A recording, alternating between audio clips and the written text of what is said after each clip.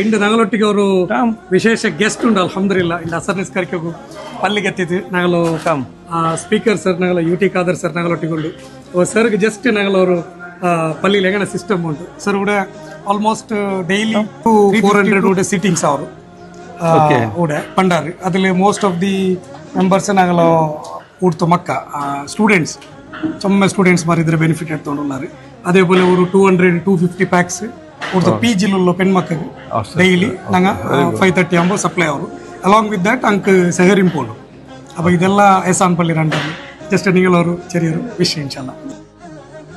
ಎಹಸಾನ್ ಮಸ್ಜಿದ್ ಅತ್ಯಂತ ಪಾವಿತ್ರತೆ ಮತ್ತು ಶ್ರದ್ಧಾಪೂರ್ವಕ ಒಂದು ಧಾರ್ಮಿಕ ಕೇಂದ್ರ ಆಗಿದೆ. ಇವತ್ತೊಂದು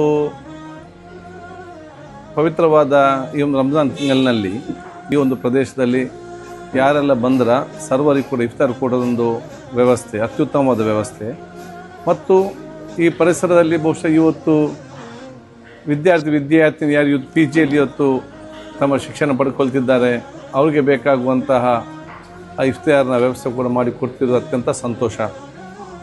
ಅಷ್ಟು ಮಾತ್ರ ಅಲ್ಲ, ಎಲ್ಲ ಕೆಲಸ ಕಾರ್ಯಗಳಲ್ಲಿ ಸ್ವಂತ ಈ ಒಂದು ಸಮಿತಿಯ ಆ ಒಂದು ಅಧ್ಯಕ್ಷರ ಸದಸ್ಯರ ಮತ್ತು ಪದಾಧಿಕಾರ ಸ್ವಂತ ಮಕ್ಕಳನ್ನು ತೊಡಗಿಸಿಕೊಂಡು ಇಷ್ಟು ಸಣ್ಣ ಯುವಕರಿನಲ್ಲಿ ಕೂಡ ಇವತ್ತು ನಾನು ಬಂದಾಗ ಆ ಒಂದು ಲಾಟನ್ನು ಹಿಡ್ಕೊಂಡು ಕ್ಲೀನ್ ಮಾಡಿ ಎಲ್ಲ ಟೇಬಲಲ್ಲಿ ಕೊಡುವಂಥದ್ದು ಎಲ್ಲರೂ ಕೂಡ ವ್ಯಕ್ತಿತ್ವವನ್ನು ಬೆಳೆಸಿಕೊಳ್ಳಿಕ್ಕೆ ಕೂಡ ದೊಡ್ಡ ಮಟ್ಟದ ಒಂದು ತರಬೇತಿ ಅಂತ ಹೇಳಲಿಕ್ಕೆ ನಾನು ಇವತ್ತು ಬಯಸ್ತೇನೆ.